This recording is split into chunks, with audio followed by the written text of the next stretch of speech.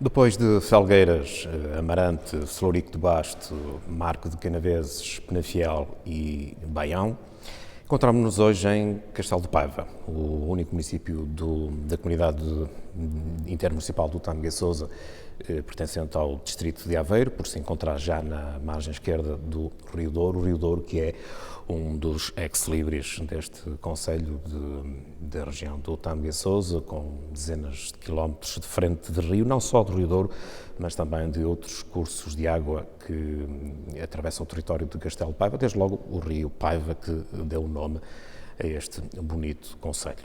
O Sr. Presidente da Câmara, Gonçalo Rocha, recebeu-nos hoje nos passos do concelho. Encontramos-nos no hall de entrada desta Câmara Municipal, desta casa onde os autarcas exercem a sua atividade em prol das populações. Gonçalo Rocha, que se encontra, obviamente, connosco, ao qual desde já agradecemos pela simpatia e pela gentileza de nos ter recebido neste espaço tão bonito. E encontramos aqui, junto ao Largo do Conde, a sala de visita, se me permite a expressão, do seu município, do município de Castelo de Paiva. E chegados aqui a Castelo de Paiva, encontramos aqui um autêntico estaleiro no Largo do Conde. Esta é uma obra que eu sei ser desejada, era desejada há muitos anos por muitos paivenses, porventura por todos os paivenses. É uma obra que está em curso, que de resto suscitou alguma expectativa, inclusive até algumas críticas na forma como foi desenhado o projeto. Agora que a obra está em marcha, já é possível perceber-se mais ou menos a imagem final com que se vai ficar da obra. Acredita que estão dissipados alguns receios, alguns temores, nomeadamente algumas pessoas de Castelo de Paiva, nomeadamente aqueles mais tradicionalistas, eventualmente até um pouco mais conservadores. Muito bom dia, é um prazer muito grande receber o Hermínio e toda a sua equipa em Castelo de Paiva e neste espaço muito agradável do nosso edifício. Tal como disse, e bem, esta é uma obra de grande envergadura e com uma expressão financeira bastante significativa. Enquadra-se naquilo que é uma estratégia que este Executivo Municipal definiu de reabilitação e regeneração urbana e que naturalmente promoveu não só este, mas também um conjunto de investimentos, não só na zona mais da vila, mas também noutras áreas que foram definidas para esse efeito, e que, de algum modo, nos permitiu, neste contexto e alavancado com fundos comunitários, desenvolver este projeto. Estamos a falar de um investimento significativo, não só aqui no Largo do Conde, que é, digamos, a joia da coroa, mas há outras obras de regeneração urbana espalhadas aqui pela sede do Concelho e também de outros polos do Concelho de Castelo de Paiva. Sabe com certeza dizer-me um montante de investimento que tem neste momento em curso ou que já foi, entretanto, realizado? Entre aquilo que é o apoio definido na PARU, que é a Estratégia de Reabilitação Urbana e que foi celebrado no âmbito do pacto que a CIM celebrou com a Autoridade de Gestão do Norte 2020, estaremos a falar seguramente no montante de FEDER na ordem dos 2,5 milhões de euros, o que naturalmente habilita um investimento na ordem dos 3 milhões. Como disse bem, esta é uma das obras, talvez a maior e mesmo a maior, desse pacote de investimentos, mas temos alguns dos arruamentos aqui centrais, temos uma estrada que já está executada na União de Freguesias da Raiva, Pedro e Paraíso, um investimento também que rondou os 300 mil euros. Já no âmbito da estratégia PAMUS também temos dois investimentos, um aqui na zona central e na envolvente do CAS e outro na reabilitação da Ponte Velha de Pedro. Estamos a falar nos dois eixos de apoio, no PARU, portanto, regeneração urbana, e na área da mobilidade, PAMUS, grosso modo, mais de 3 milhões de investimento FEDER, o que habilita à volta de 4 milhões de euros neste tipo de investimentos que já decorreram, que estão a decorrer e vão continuar a decorrer no nosso Concelho. De facto, era uma área que necessitávamos de ter intervenção. Esta área mais urbana da vila não tinha intervenções há cerca de 4 décadas, intervenções de fundo e, portanto, hoje a realidade é outra. Os espaços centrais, para além daquilo que é a sua beleza natural, os espaços verdes, as sombras e os jardins, terão que ter também a componente da mobilidade e da segurança das pessoas e também promovendo uma praça que tenha uma resposta na área económica. Eu julgo que a equipa projetista foi feliz, uma equipa projetista de paivenses, de jovens paivenses, desenhou de facto aqui um projeto aparentemente até simples, mas tiveram a coragem de deitar mãos à obra e de aceitar este desafio, sabendo de antemão que é sempre uma obra de grande sensibilidade e, portanto, como disse bem, suscita sempre alguma controvérsia, não só na apresentação do próprio projeto, que foi unanimemente apoiado por todo o Executivo Municipal, mas também no decurso da própria obra vão sendo suscitadas sempre questões e alguns ajustamentos e afinamentos que têm que ser feitos, mas julgo que no essencial ela concilia a parte ambiental, a componente histórica e patrimonial, onde os edifícios vão ter outra evidência e outra qualidade de apresentação, e por outro lado a mobilidade, ou seja, pessoas portadoras de deficiência, de dificuldades de locomoção, as pessoas mais idosas, efetivamente vão ter uma praça bem diferente daquilo que existia anteriormente, onde tínhamos vários obstáculos, várias barreiras que limitavam e criavam muitos constrangimentos às pessoas que aqui circulavam. E para além disso, a vila também já dava sinais de algum cansaço, porque já tinha de facto muitos anos, e julgamos nós que também temos que acompanhar aquilo que é o desenvolvimento e o que vai acontecendo noutros locais deste país e no mundo. Portanto, são muitas as praças que vão sendo também elas reabilitadas e muito direcionadas para a conciliação destes aspectos que eu acabei de referir: segurança, mobilidade, qualidade ambiental, a circulação das pessoas, um espaço mais dedicado às próprias pessoas.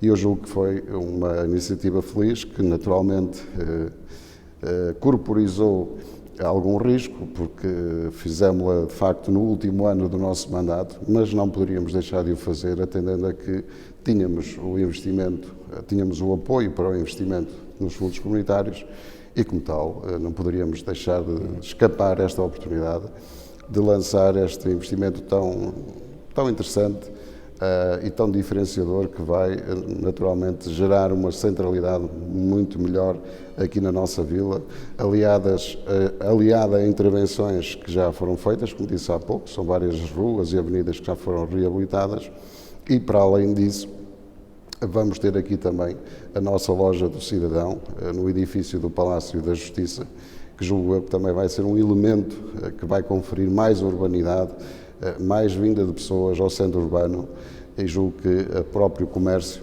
vão ter aqui uma oportunidade maior de negócio. Vai haver também uma resposta muito mais interessante ao nível social e ao nível cultural, onde teremos oportunidades de desenvolver aqui inúmeras iniciativas nesta praça. Aliás, um dos espaços vai ter a marca da música clássica, porque todos sabemos que a Academia de Música de Castelo de Paiva é uma referência do Conselho, da região e do país, é considerada nas classificações como a melhor academia que existe no país, e vamos ter um espaço dedicado ao jeito lá de Viena, da Áustria, onde teremos a música clássica como um elemento permanente, num ambiente clássico, num ambiente musical, que será seguramente muito acolhedor e até diferenciador para quem nos visita. Portanto, procedeu-se à retirada de árvores que encontrávamos aqui, quando nos deslocávamos aqui ao centro da vila. Sei que está prevista a plantação de também um número significativo de árvores. Vai compensar aquilo que está previsto de colocar em termos de arborização, de vegetação, vai compensar aquilo que foi retirado? As pessoas estão preocupadas com a eventual inexistência de espaços de pontos de sombra para poderem também fruírem da praça. Está prevista essa situação? Sim, sem dúvida nenhuma. Portanto, esse foi um processo de algum modo não muito linear, porque tínhamos de facto projetado a manutenção de grande parte das árvores que ficaram depois do abate que fizemos em 2018, salvo erro, onde foram detectadas falhas de segurança em algumas delas e, portanto, mesmo as que ficaram, também ficaram com uma caracterização de alguma debilidade. O certo é que com o desenvolvimento do próprio projeto percebeu-se que, de facto, a segurança das mesmas, as que ficaram, poderia ser colocada em causa e, portanto, tínhamos que acautelar isso. Era uma decisão difícil, mas o que tivemos que a tomar, e agora vamos repor as árvores, tal como disse, conferindo essa questão da sombra, do espaço verde, Os jardins também vão ser recolocados num figurino um pouco diferente, mas o verde vai fazer parte da nossa praça. É evidente que quando a obra estiver concluída, a parte verde não terá ainda aquele corpo que normalmente adquire com o desenvolvimento de 4, 5, 6 anos. E, portanto, numa fase inicial, o verde ainda estará a começar a dar os seus sinais e depois irá expandir-se com o tempo. Mas não quisemos de forma alguma abdicar disso, porque é uma memória bem viva nos paivenses e qualquer espaço como o nosso. Nós somos uma região onde existe, de facto, o verde dos campos, o verde nos montes, os jardins e o Largo do Conde teve sempre essa característica muito, muito forte e, portanto, de forma alguma não poderíamos abdicar dela, até porque gostamos dela e a equipa projetista, que também são da área paisagística, também entendem e são da mesma opinião. Portanto, vamos fazer isso. Aguardaremos agora mais uns dias e uns meses para que tudo fique concluído e depois ficará, naturalmente, ao critério de cada um e ao gosto de cada um, se gostam ou se não gostam. Temos que respeitar todas as opiniões. Claro. Mas também este tipo de obras percebemos que normalmente aprende-se a gostar com o tempo, com a habituação, mas vai ser um espaço com uma resposta muito interessante para todas as faixas etárias. Acho que os mais jovens vão gostar imenso, porque vão ter aqui de facto condições para circular, para fazerem as suas vá lá, brincadeiras, mas coisas que estão na moda e que se vêem noutros espaços públicos. E ao mesmo tempo os idosos também vão ter aqui de facto uma praça muito mais atrativa, mais acolhedora e com maior segurança para a sua mobilidade, para a sua estadia. Grande parte do trânsito vai deixar de circular com a intensidade que circulava aqui na zona central. Vamos ter na mesma circulação automóvel, mas condicionada à parte do outro lado daqui. Portanto, do em frente largo. Aqui da Câmara já não vai ser possível circular. Em frente à Câmara não vai haver circulação automóvel, porque no fundo o largo vai ser uma extensão da própria Câmara. Portanto, ela tem a praça, o largo tem uma ligação umbilical com o edifício da Câmara Municipal e parece-nos muito mais adequado este modelo, é mais seguro, é mais tranquilo. E, por outro lado, também teremos um elemento que eu acho que vai ser muito interessante. Vai ter uma bonita iluminação, onde irá ser evidenciado a qualidade arquitetónica dos inúmeros edifícios que temos aqui no nosso largo, que são muito bonitos, a começar pelo próprio edifício da Câmara Municipal.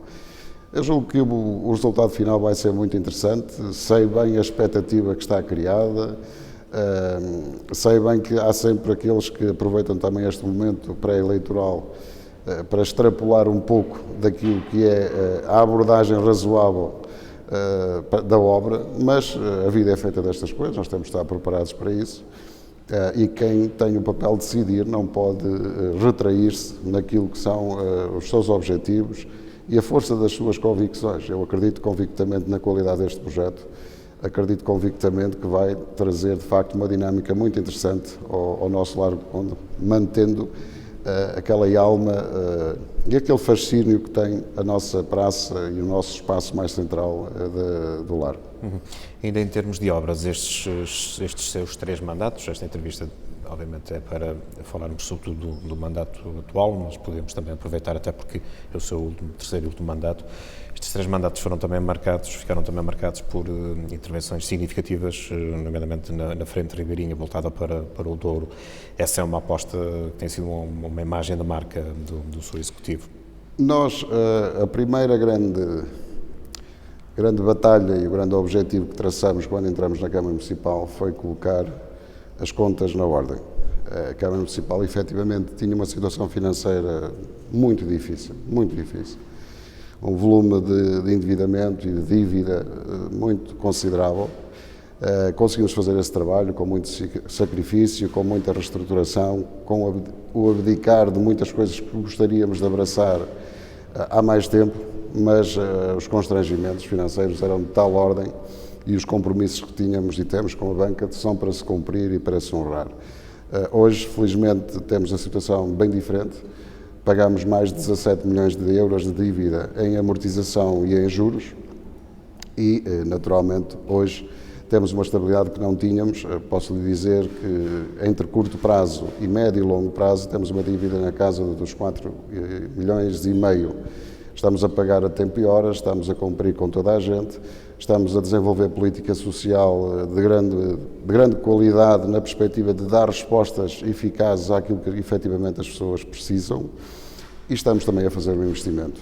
Posso lhe dizer que temos neste momento em curso, e que estão obras praticamente concluídas em curso e a serem desenvolvidas, investimentos a andar na casa dos 8 milhões de euros. Para um município pequeno como o nosso, é de facto muito significativo, mesmo tendo tido tantas contrariedades ao longo destes anos. Como sabe, foi a Troika, foi a dívida, foi a Troika. Foram os incêndios de 2017, foi agora o incêndio também no CAS em 2020. Enfim, temos tido muitas contrariedades que têm obrigado a muita resiliência, a muita resistência o ambiente da pandemia, como é evidente, mas temos conseguido, de algum modo, dar as respostas necessárias na melhoria da rede viária, que ainda é preciso, de facto, fazer muito trabalho também nesse domínio. Fizemos no domínio da regeneração urbana, estamos a entrar agora no domínio da reabilitação das escolas, temos uma grande obra em curso de mais de €500 mil e vai avançar agora outra de cerca de €1,5 milhão aqui nas antigas instalações da EB23. Trabalhamos com as juntas de freguesia em termos de protocolos que estão neste momento, que foram melhorados em termos financeiros, e o objetivo é que efetivamente essa melhoria continue a ser perseguida nos próximos anos. Fizemos muito investimento de proximidade, que é essencial para a vida das pessoas, e, como disse bem, também entramos na área do turismo e nessa aposta. Há muito caminho a fazer, eu reconheço, os rios são de facto um potencial e um valor endógeno muito significativo. Começamos com uma intervenção no percurso Viver o Douro, que tem tido algumas dificuldades de implementação, mas que felizmente conseguimos ultrapassá-la recentemente com a expropriação de uma parte desse traçado, que vai agora permitir fazer a sua ligação ao longo do rio, e esse percurso, para mim, considero de facto de grande valia e de excelência. Temos, para além desse, mais 4, um ligado às vinhas, outro ligado ao Paiva, outro ligado às serras e outro ligado às minas e aos fósseis, que eu julgo que vão ser investimentos muito estruturantes para um futuro próximo e que vão ser altamente diferenciadores. Nós tivemos contrariedades ao longo destes anos, não ter ficado dentro do mapa da baixa densidade todo o território de Castelo de Paiva. O anterior governo da coligação de direita, infelizmente, deixou-nos de fora, só ficamos com uma freguesia, o que nos limitou e muito a ter acesso a verbas estruturantes e importantes para os investimentos, sobretudo na área do turismo,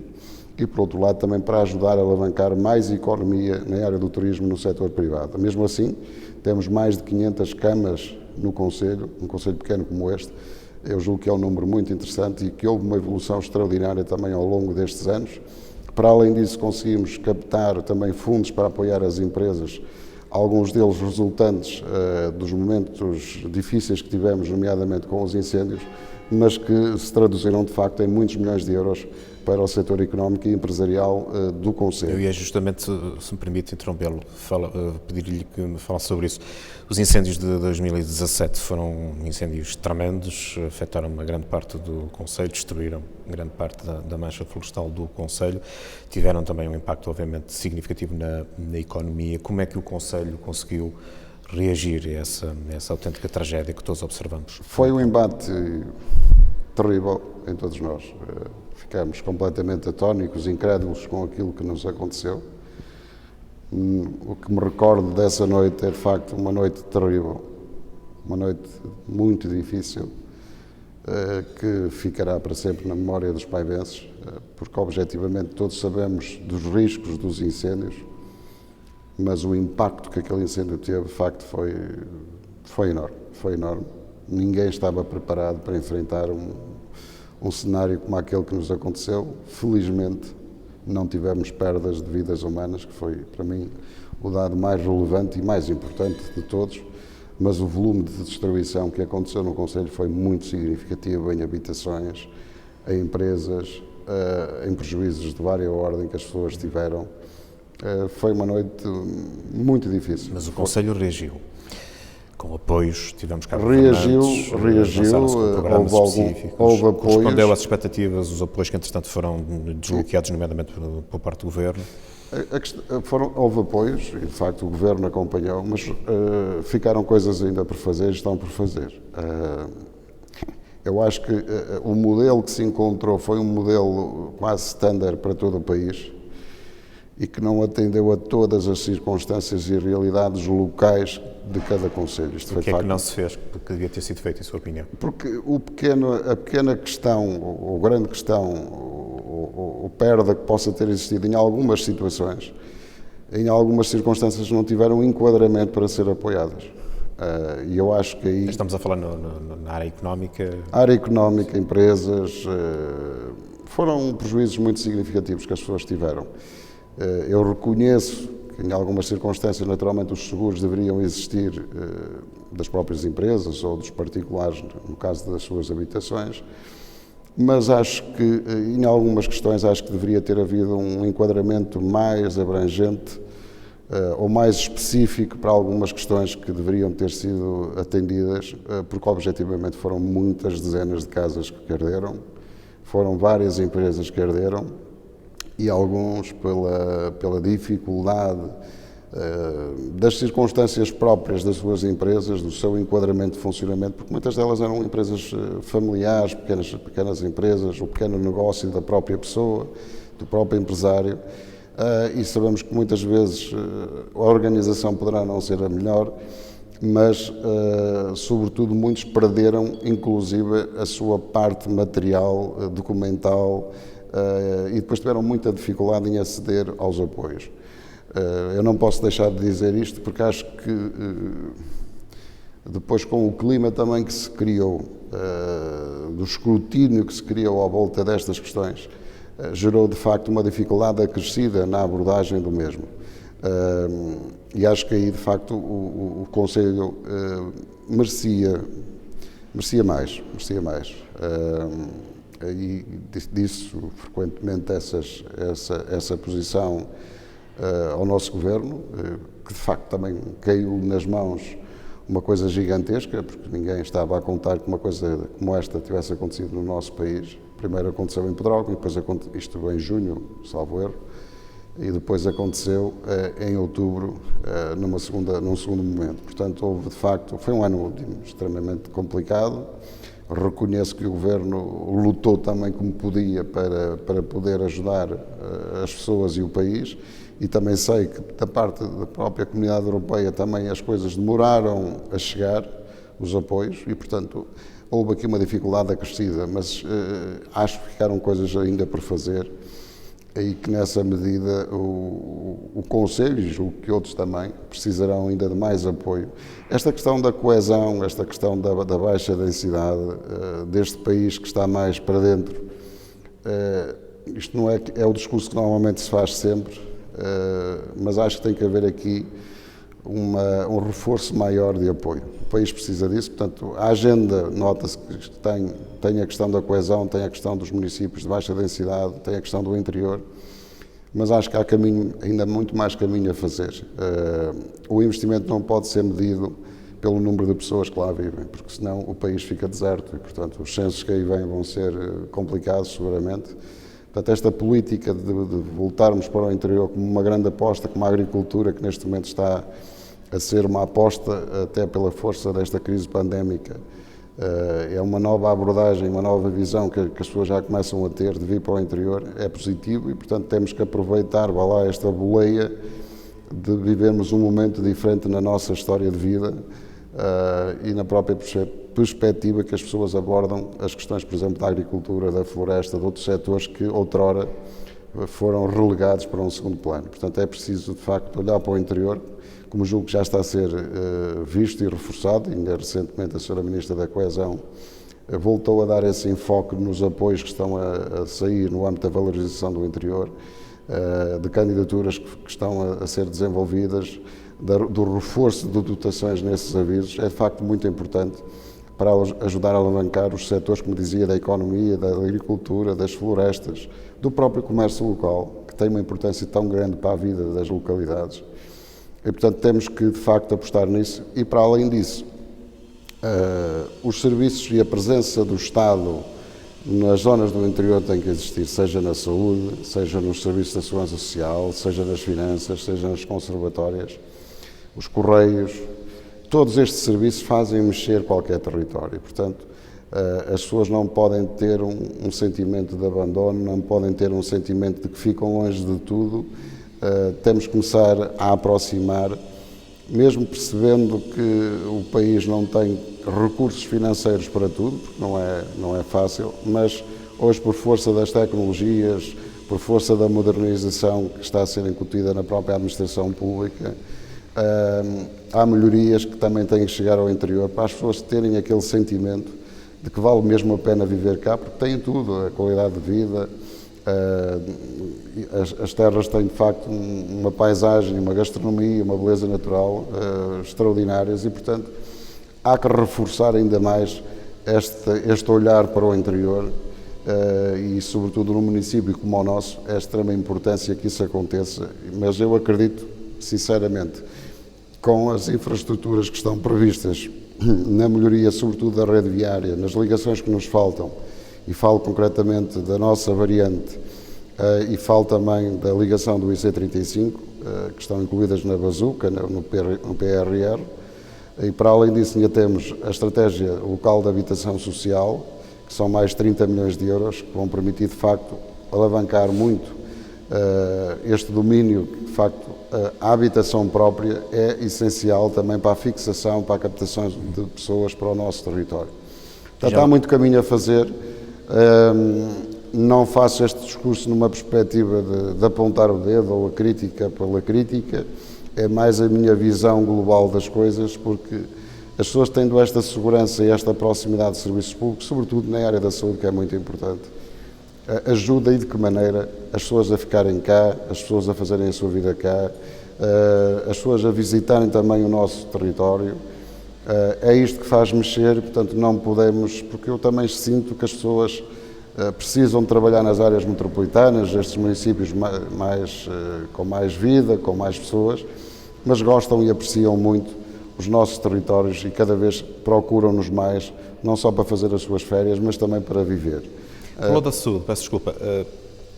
Há alguns meses atrás falou-se de algumas dificuldades e insuficiência do número de médicos de família aqui no concelho de Castelo de Paiva. Essa situação já foi ultrapassada? Já foi possível resolver, melhorar pelo menos o cenário que observávamos há alguns meses? Nós tivemos um ganho importante na área da saúde, que foram as unidades de saúde familiar. De facto, era um objetivo que se procurava.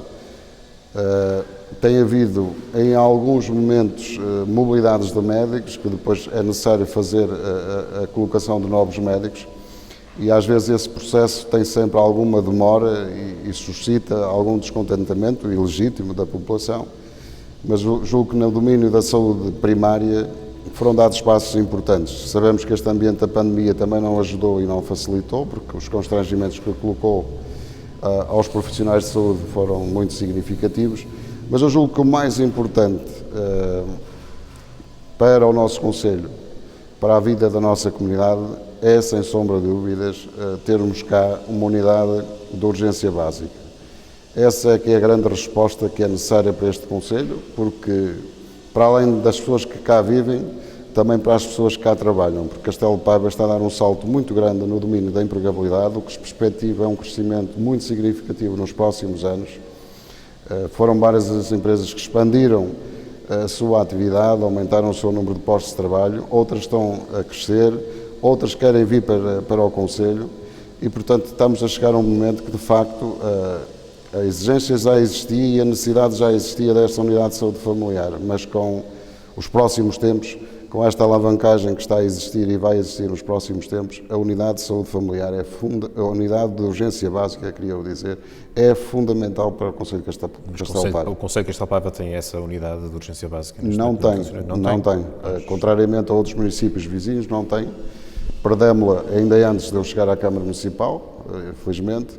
Não ficamos dentro dessa rede, mas eu julgo que a grande batalha que temos pela frente é que essa reforma exista na rede de cuidados ao nível das urgências básicas, porque Castelo de Paiva justifica e de que maneira estar lá dentro.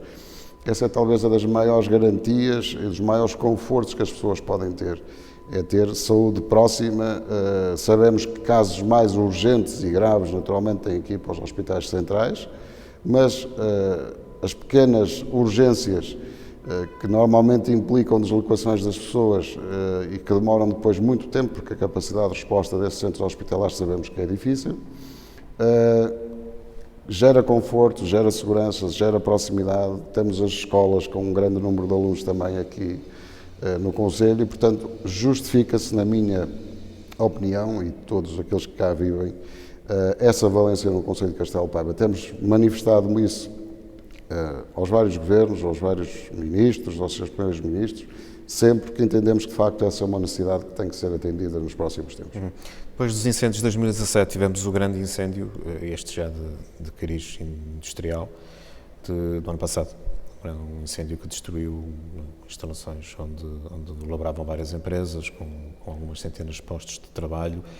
Foi possível, desde então até agora, recuperar, nomeadamente em termos de postos de trabalho, criar condições para manter os postos de trabalho, Sr. Presidente?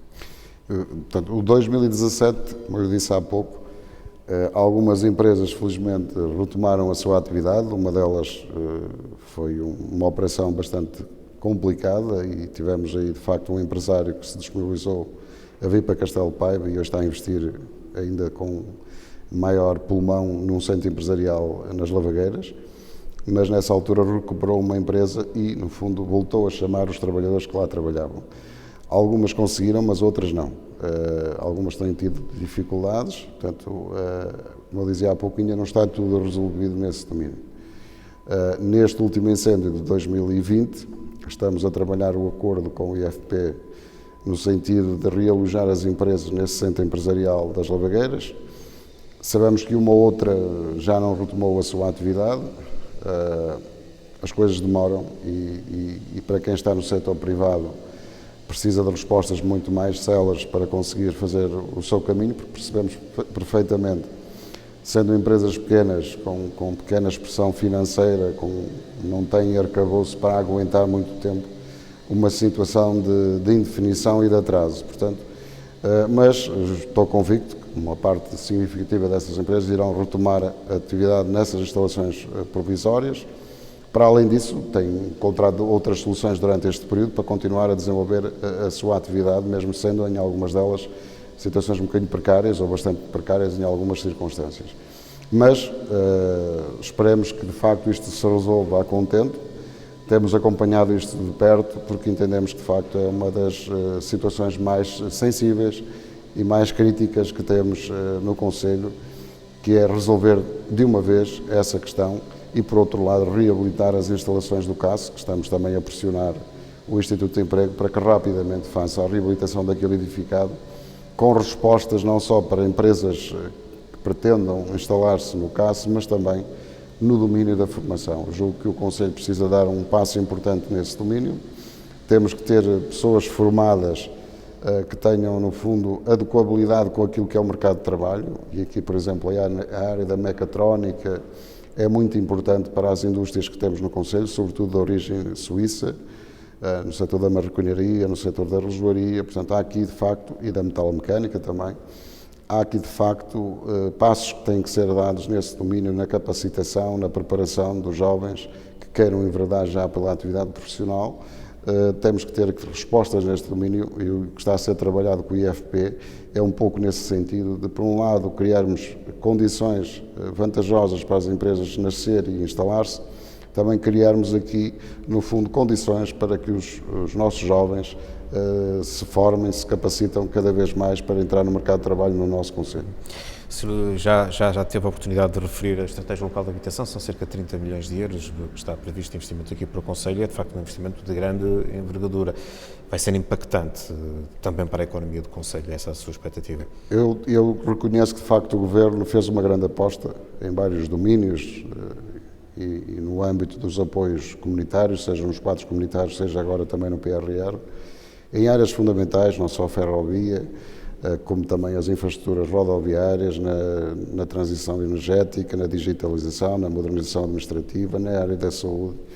Mas para mim também considero que de facto a área da habitação foi uma grande e necessária aposta que este Governo fez honra seja feita, tem feito um trabalho meritório de procurar acomodar aquilo que são os grandes desafios que o país precisa para abraçar nos próximos anos. E a área da habitação vai permitir reconstruir, reabilitar a habitação social que temos no Concelho e, por outro lado, criar nova habitação nas várias freguesias do Concelho, em todas as 9 freguesias. Nós temos freguesias agregadas, mas vamos ainda seguir o modelo antigo, portanto, as 9 freguesias, o que está perspectivado é terem habitação social em cada uma delas, porque de facto o pacote financeiro vai permitir ajudar a alavancar esse tipo de investimento tão estruturante e tão necessário. São sobretudo famílias carenciadas, com alguma debilidade económica, aquelas que vão ser beneficiadas neste programa. O que é que vai acontecer? As suas casas vão ser construídas, haverá lugar à construção de raiz também de habitações? Fala-nos um pouco disso. Vai haver um eixo que vai permitir quem tem carência económica, está identificado também, ter apoios nesse domínio, mas irá incidir sobretudo em habitações que vamos reabilitar nos bairros sociais que já temos, outras que já estamos a reabilitar, por exemplo, no Choupelo temos um conjunto de edificados devolutos que vão ser reabilitados, já está em projeto para avançar com essa obra. Quando digo Choupelo, fica na freguesia do Paraíso, na União de Freguesias do Paraíso, de Raiba, Pedride e Paraíso, uma antiga zona mineira que tem, de facto, também o problema da desertificação e julgamos nós que com esta aposta que estamos a fazer vai possibilitar a construção de várias casas para famílias carenciadas naquele local, mas a nossa ideia é, de facto, estender isto a todas as freguesias do Concelho, arranjarmos terrenos em articulação com as juntas de freguesia, verificar a melhor localização e construir habitações para colocar à disposição das famílias que precisam. Portanto, acho que este vai ser um grande passo na melhoria de muitos agregados familiares do Concelho. Essas habitações depois serão arrendadas? É o mercado do arrendamento, exatamente. Mas é uma área muito importante, muito importante. Eu julgo que vamos dar um passo extraordinário. É evidente que depois temos que desenvolver aqui uma política de transportes públicos que, no fundo, concilie esta distribuição desses núcleos populacionais que vão ser gerados. Aliás, as CIMs agora têm a gestão da área do transporte público e, portanto, acho que aí temos que fazer também esse trabalho. Porque tendo escolas, tendo saúde, como dizia há pouco, tendo os transportes, tendo habitação, tendo os espaços urbanos reabilitados ou qualificados, tendo naturalmente o trabalho, o emprego é essencial. Um concelho que não tenha indústria tem muita dificuldade em conseguir se afirmar. Portanto, eu julgo que estes caminhos estão a ser aprofundados de forma sustentada no nosso concelho e julgo que no futuro o concelho vai ter horizontes ainda muito mais amplos e mais positivos para quem cá vive e para quem quer cá investir. Portanto, acho que vai ser um concelho extremamente interessante. Nós vamos entrar nesta rota da área metropolitana do Porto com a nossa comunidade, porque no fundo nós ficamos aqui num eixo exterior ao Grande Porto, com esta ligação da variante, com a construção do IC35, de facto, aqui mais para o interior vamos ter aqui uma grande circular de mobilidade que vai atrair seguramente muito investimento para o nosso território, vai nos tornar muito mais competitivos e facilmente nos deslocamos para norte, para sul, para o litoral. Isso vai ser muito relevante e muito importante para quem cá vive, para quem quer investir, para as empresas, para a vida social das pessoas, é extremamente importante. Muito bem. Vamos então falar das tais acessibilidades, a continuação da variante M222, podemos começar por essa, que é uma obra também pela qual o município se tem batido há muito tempo. Neste momento, tanto quanto sei, o projeto encontra-se já se sabe, já é, digamos, mais ou menos oficial.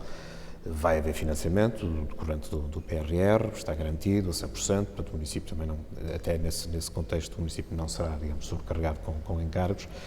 O projeto está já em execução neste momento? Neste momento está na fase do impacto ambiental. Eu julgo que, ou melhor, temos que ter tudo pronto em termos procedimentais, projetos, parceiros, a parte financeira também devidamente tratada em termos de procedimento até final de 2023.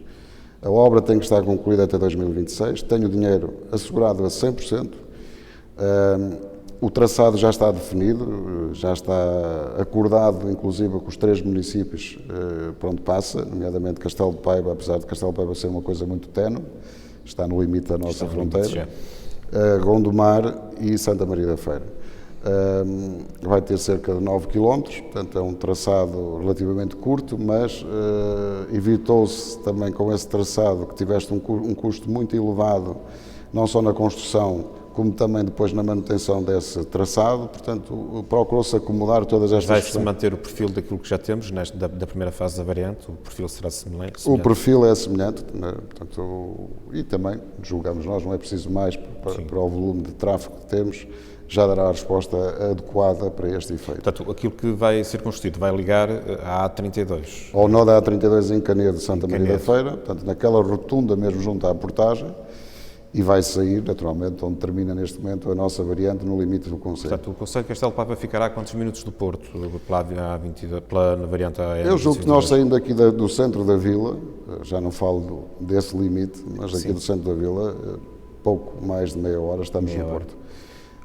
Depois ligando aqui o IC35, naturalmente ficamos aqui com esta mobilidade, esta circulação. Ficam aqui com um eixo. Com um eixo, quase uma grande circular ao Grande Porto. E até para quem vem do Norte, pode Exatamente. ser uma alternativa interessante. Exatamente. Para o Sul. Eu fiz as contas por alto. Castelo de Paiva vai ganhar aqui uma nova centralidade. Sem dúvida nenhuma. Vai se transformar num concelho ótimo para viver, para trabalhar, com oferta de produto cultural de excelência, não só cá, mas também, se quiser ir ao Porto, em pouco tempo está lá. Portanto, há espetáculos que naturalmente não estão dimensionados para um concelho pequeno como o nosso, mas vai gerar este corredor, esta mobilidade diária de estudar, de trabalhar, de ir aos serviços públicos, enfim, há aqui uma mobilidade que se cria e otimizada. Aliás, hoje para ir ao Porto de autocarro paga-se 40, 50 euros, portanto, e usa todos os transportes públicos se assim o entender. Antes custava, na ordem dos 150 ou mais euros, ter um passe mensal para fazer este traçado. Portanto, há aqui ganhos substanciais que já se conseguiram, vão ter que ser aperfeiçoados, mas o caminho que está a ser dado é, de facto, da nossa ligação próxima à área metropolitana e, ao mesmo tempo, também nesta zona aqui, ligar a Penafiel. Ficamos muito mais próximos de tudo. Com este PRR, Castelo de Paiva, direta e indiretamente, beneficia na ordem dos 130 milhões de euros, que é muito dinheiro. Sim, seguramente que sim.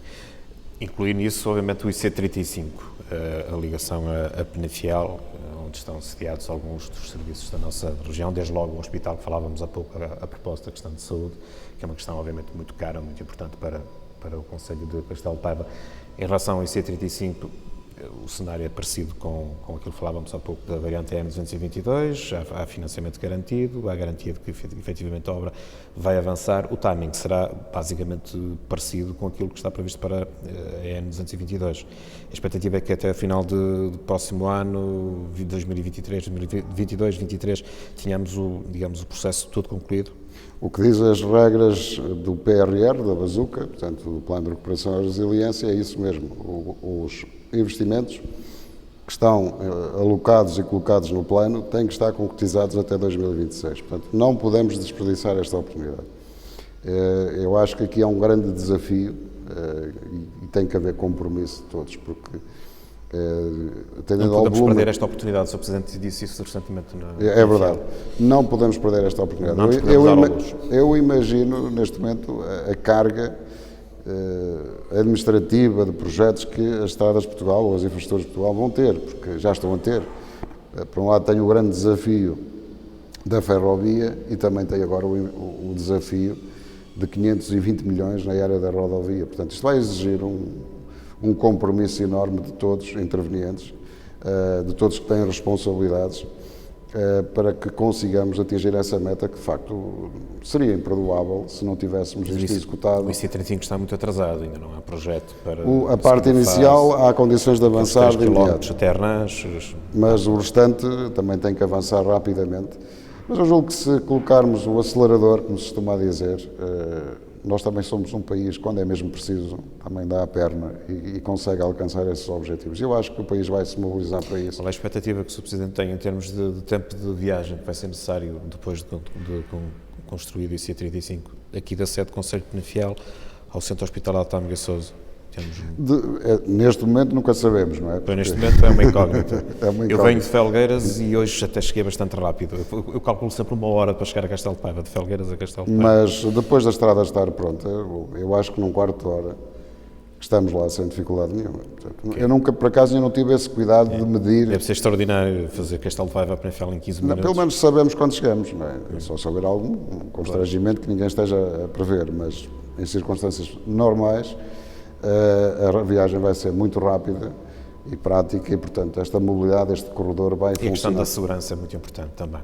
A segurança, de facto. Porque aquela estrada, para além de todos os constrangimentos que tem, é a questão da sinistralidade que melhorou, que tem vindo a melhorar, tem vindo a ser feitas algumas intervenções cirúrgicas em alguns pontos negros, mas que ainda continua a ocorrer um número significativo de acidentes. É uma estrada muito perigosa.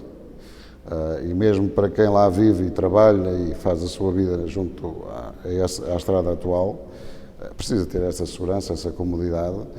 E como eu digo, se apostarmos todos na qualidade dos nossos serviços, as pessoas procuram, seja aqui, seja acolá, desde que tenham condições de circular facilmente, as pessoas procuram. Mas estas estradas vão ser mesmo muito importantes.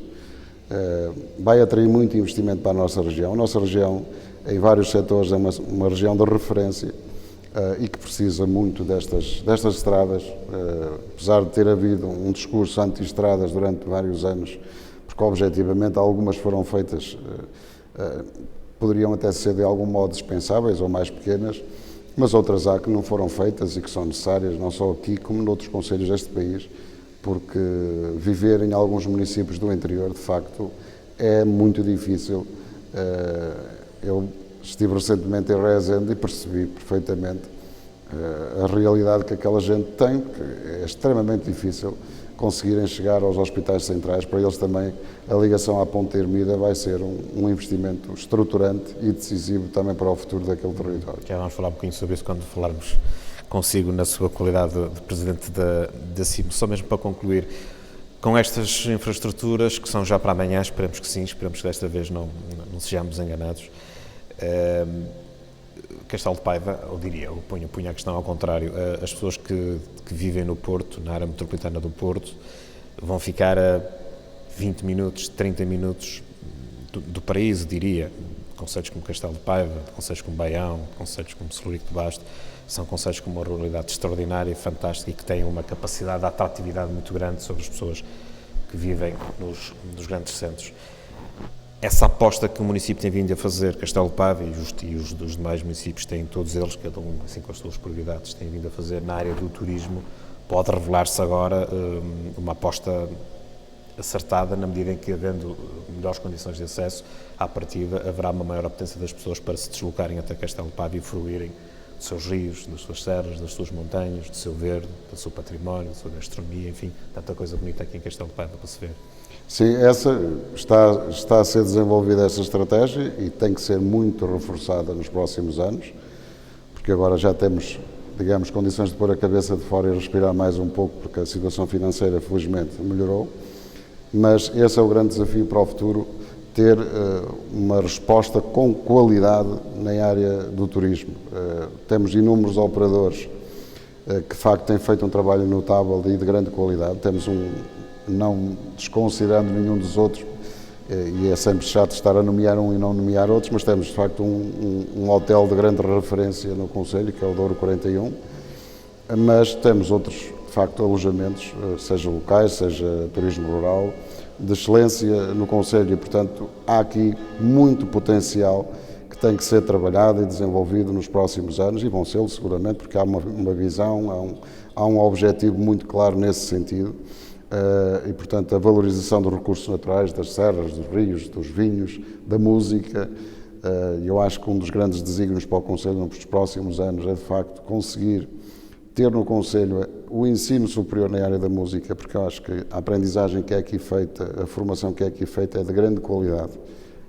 E por que não avançar com um objetivo desses? Mas tem sido dado passos nesse sentido? Aliás, já se fala nisto há algum tempo, mas acho que na nossa estratégia ao nível da comunidade intermunicipal, esta poderá ser e deverá ser uma das áreas que deve merecer uma grande aposta no futuro. De facto, o Concelho e aqui a nossa região tem uma componente muito forte na área da música clássica, na aprendizagem, tem muitas bandas filarmónicas, como todos conhecem, mas o ensino que é aqui feito é de grande qualidade, reconhecido, e eu acho que aí nós temos que caminhar também nesse domínio, e para o Conselho de Castelo de Paiva pode ser de facto um grande desafio para o futuro. Já há contactos com estabelecimentos de ensino superior nesse sentido? Ainda não trabalhamos propriamente nesse domínio, mas acho que na próxima estratégia, para os próximos anos, esse é um domínio essencial. Uma das áreas também que vejo com muito bons olhos, finalmente, haver dotações no âmbito dos pactos que vão existir nas CIMs, vai ser a área do ciclo da água e do saneamento, que de facto também temos que caminhar muito nesse domínio e é essencial. Como está o Conselho de Castelo de Paiva em termos de abastecimento de água? Bem, presumo. Abastecimento de água temos uma cobertura muito significativa, na ordem dos 90%, mas precisa de uma boa parte dessa rede ser melhorada, porque já tem várias décadas e, portanto, é também necessário fazer esse trabalho. Na área do saneamento, de facto, temos de fazer um caminho muito grande. Qual é a taxa de cobertura? É baixa, é muito baixa. O Conselho tem as estações de tratamento feitas, em parceria com a Cimedouro e as Águas de Portugal, mas temos que melhorar as ligações, a rede. É um investimento. A construção da rede em baixa é da responsabilidade do município? No município, porque não fizemos concessão nem no saneamento, nem na água. E, portanto, no futuro, existindo fundos comunitários para apoiar investimentos dessa natureza, será muito importante para o nosso município. Qual é o investimento que o Sr. Presidente estima que seja necessário fazer nessa área, nomeadamente a rede em baixo? Não tenho aqui os valores, mas serão muitos milhões de euros. Que são sempre investimentos pesados, muito pesados. Esse tipo de infraestruturas? Porque implica as infraestruturas em si e implica as ligações, naturalmente, e depois as próprias pavimentações das vias. Portanto, há aqui um investimento muito grande que vai ser necessário fazer. O anúncio de que o próximo quadro comunitário de apoio vai acomodar este tipo de investimentos foi uma ótima notícia, digo eu, para os autarcas desta nossa região. Sim, e há uma vontade expressa do nosso Presidente da Comissão de Coordenação, porque também tem estes dados e percebe a dificuldade que os municípios têm tido para fazer novas redes e melhoria das redes existentes. E, portanto, e acomodarmos isto na nossa estratégia para o próximo ciclo de apoios é fundamental. E, portanto, para Castelo de Paiva é decisivo. Portanto, nós temos falado muito sobre isto porque o pensamento que este Executivo tem tido é pensamento para a década, é pensamento a médio e longo prazo, porque temos de ter uma visão daquilo que queremos para o futuro do Conselho. Portanto, e há setores que, de facto, aqui são essenciais. A questão das acessibilidades, a questão da habitação, a questão da saúde, a questão do saneamento, a questão ambiental, a questão do turismo, a questão da empregabilidade, a captação de investimento. Nós temos, de facto, os focos muito bem balizados daquilo que queremos e pretendemos para o futuro. Os apoios sociais foram também uma marca deste seu mandato, nomeadamente com a pandemia, houve necessidade de reforçar aqui um conjunto de medidas. Na sua opinião, e nós ainda não ultrapassamos esta fase, ainda estamos na fase pandémica, embora a expectativa seja que as coisas a partir de agora venham a melhorar, foi suficiente o músculo que a Câmara de Castelo de Paiva adotou para reforçar as medidas de apoio junto das populações? Eu julgo que nunca é suficiente. Nunca é suficiente, como é óbvio, mas foi significativo. Foram apoios significativos. Eu julgo que, para além da questão da pandemia, nós já vínhamos fazendo uma política de apoio social muito significativa e de apoio às famílias. Na educação, que é um dos vetores muito importantes também na nossa estratégia para o futuro. Mas na área da educação, na área do apoio direto às famílias, no acesso à saúde, nós desenvolvemos aqui uma iniciativa praticamente pioneira no país, que foi o transporte solidário para apoio ao transporte das pessoas que precisavam de ir aos hospitais, o cheque farmácia, o apoio ao arrendamento, a loja social, espero não me estar a esquecer, mas temos mesmo muitas iniciativas que corporizam, e fizemos as contas no final do ano passado, apoios na ordem dos 3 milhões de euros, desde que estamos na Câmara Municipal. Portanto, é um montante muito expressivo que alocamos nesse domínio, que eu acho que é essencial. Nós vivemos logo, quando aqui chegamos, o momento da troika. As pessoas estavam a viver em circunstâncias terríveis, difíceis, os encargos financeiros eram sempre permanentes e os rendimentos a serem encurtados, porque recordamos todos que houve cortes nos salários, aumento nos impostos, sim, sim. O desemprego aumentou, portanto houve aqui, em realidade, mesmo muito dura, em que muitas vezes se assistiu aos avós a segurar, porque estavam no topo da pirâmide, a segurar as famílias. Portanto, As esta suas parcas resposta... reformas.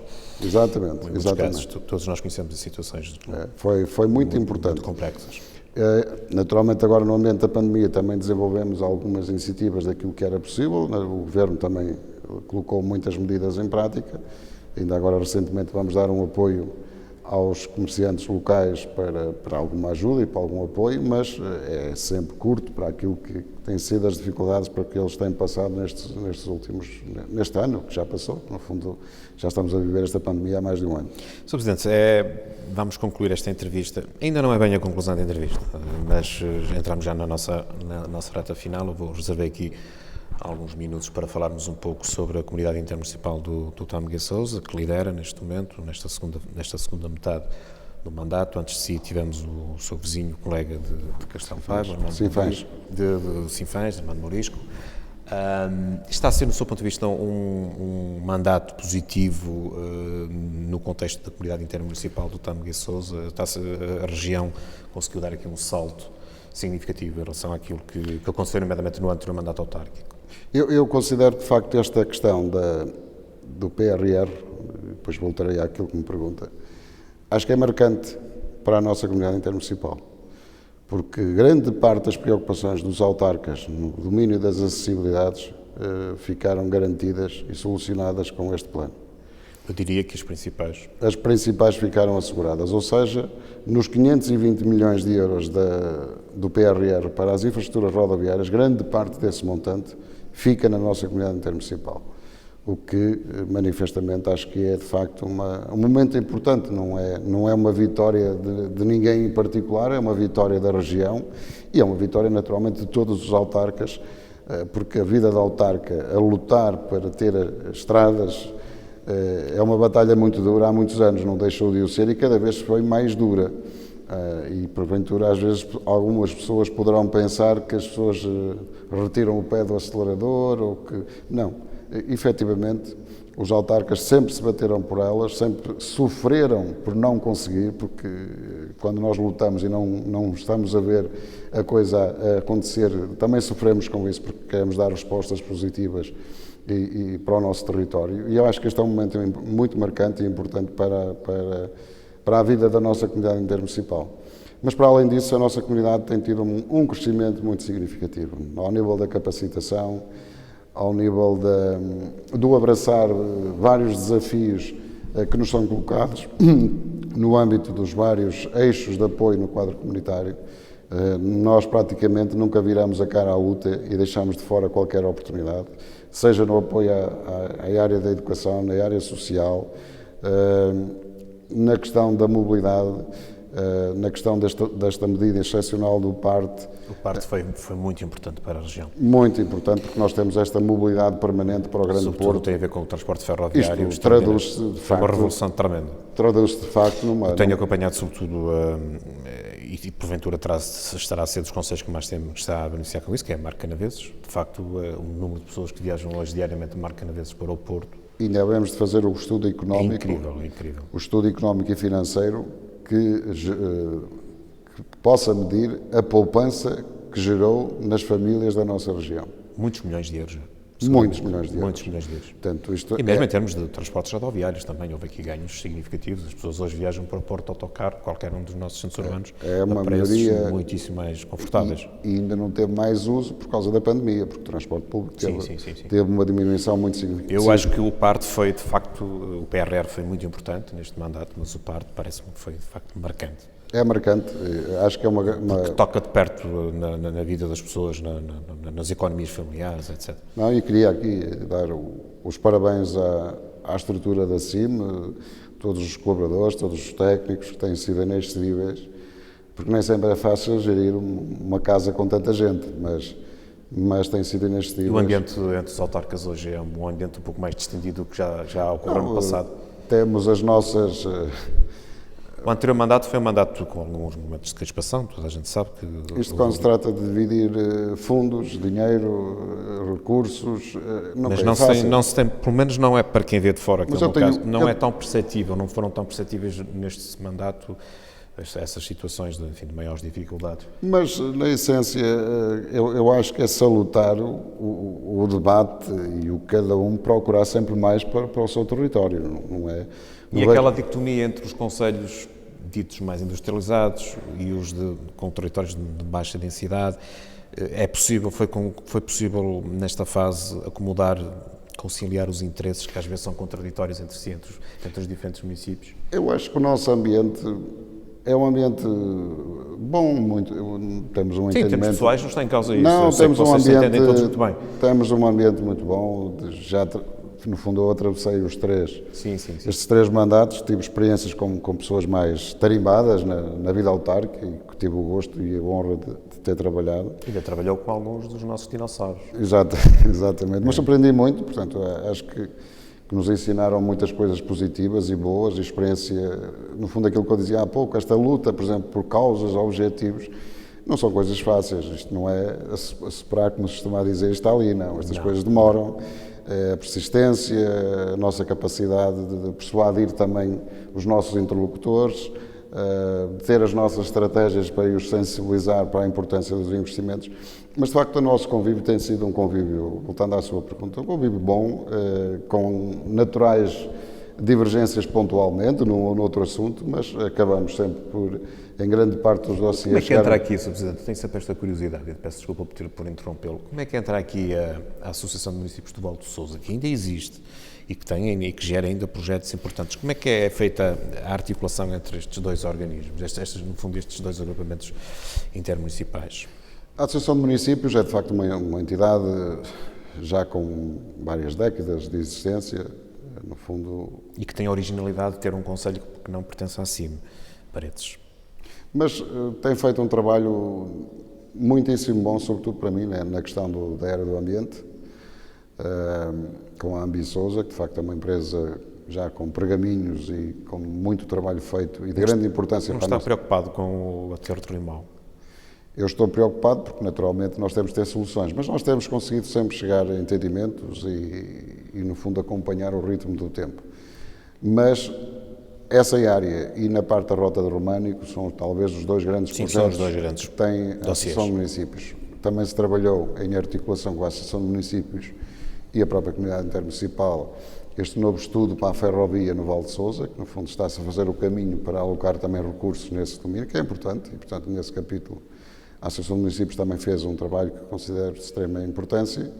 Essa linha ferroviária, essa possível linha ferroviária, obviamente não beneficia diretamente o município de Castelo de Paiva, mas o Sr. Presidente imagino que acompanha essa possibilidade também com muito interesse. Este caminho faz-se caminhando.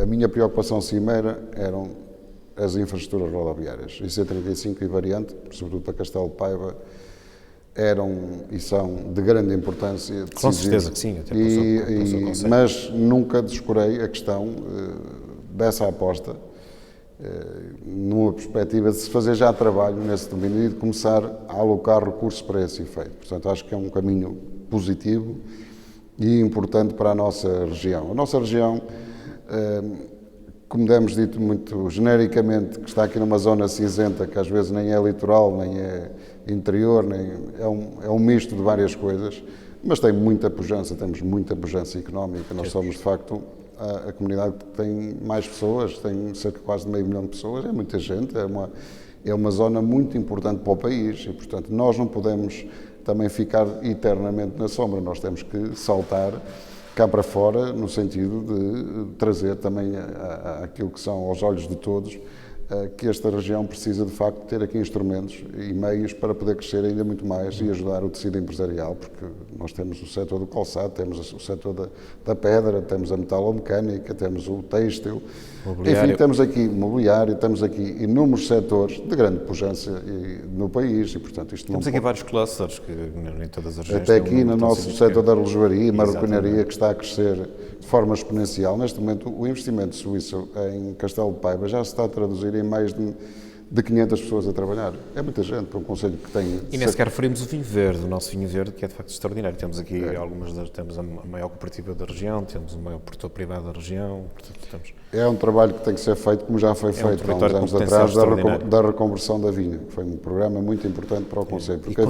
E continua em todo o território. E continuam a ser feitos. Ainda esta semana fiz uma reportagem em que, de facto, se percebeu que... O vinho nunca pode deixar de ser rentável. Tudo que se faça ao nível da agricultura, de novas produções, nunca podemos pôr o vinho ou colocar o vinho numa situação de inferioridade em termos de rentabilidade. Porque o que me custa mais ver é tirarem vinhas e a meterem outros produtos.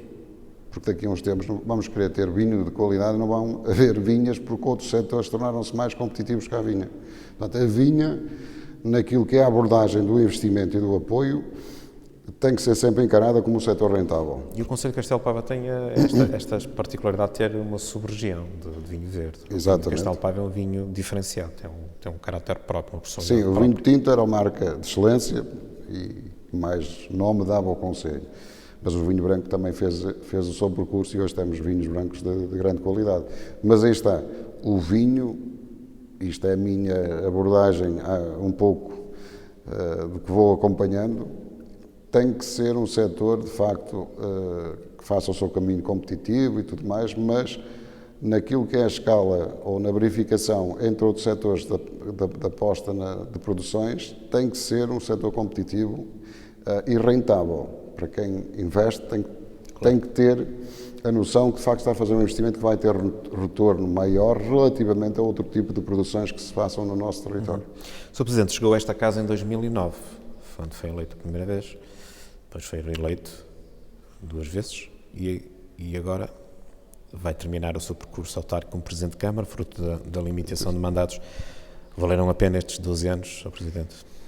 Temos sempre aquela sensação que poderíamos ter feito sempre mais, isso é normal, porque eu, por norma, sou sempre uma pessoa muito inconformada, mas também reconheço que, em função das circunstâncias que pegamos neste projeto e as circunstâncias em que estava a Câmara Municipal, sinto-me honrado e satisfeito com o trabalho que foi feito e, naturalmente, tenho que me congratular com a minha equipa que me acompanha na variação, os colaboradores municipais, todos os atores do nosso concelho, empresários, comunidade, juntas de freguesia, associações, porque isto, no fundo, só funciona se todos estivermos a trabalhar com o mesmo objetivo, senão mesmo havendo as naturais divergências, mas no fundo, nas questões essenciais, nós temos que fazer o caminho lado a lado, porque somos muito poucos e, portanto, quando somos poucos, temos que cada um tem que dar mais de si para atingirmos os objetivos. Mas tenho esse sentimento de que muito foi feito, de que os objetivos essenciais tinham que ser estes, porque não havia outra forma, porque se não colocássemos as finanças em dia, não tínhamos credibilidade, não tínhamos a confiança com quem trabalhamos,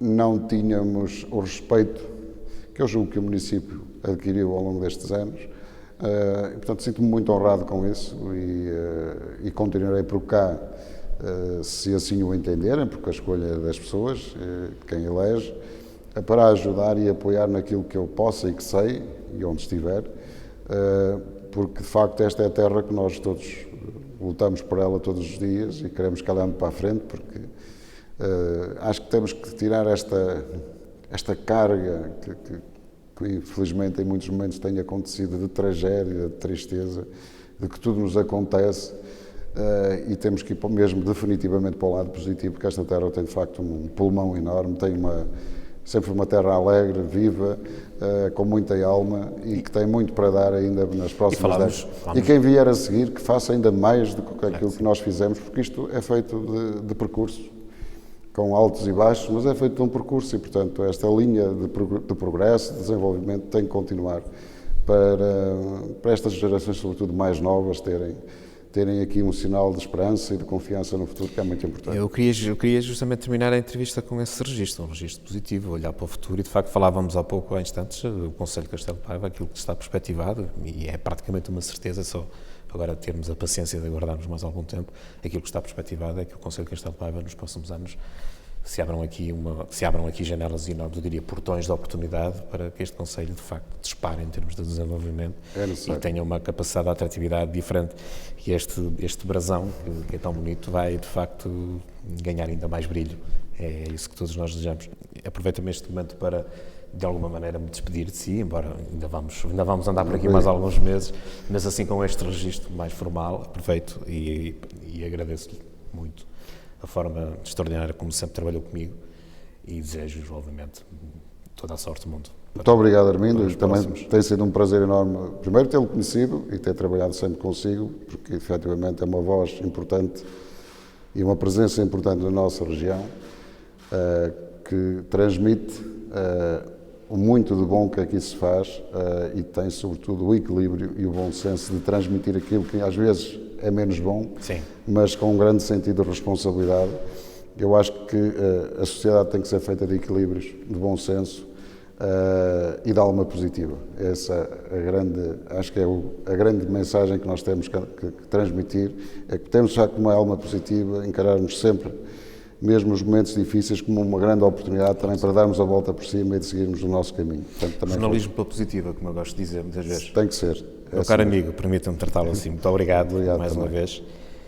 E foi a entrevista com Gonçalo Rocha, Presidente da Câmara Municipal de Castelo de Paiva, que está a cumprir os seus últimos meses de mandato. É o seu terceiro e último mandato. Fruto da limitação de mandatos, não se vai poder recandidatar à presidência da Câmara Municipal de Castelo de Paiva.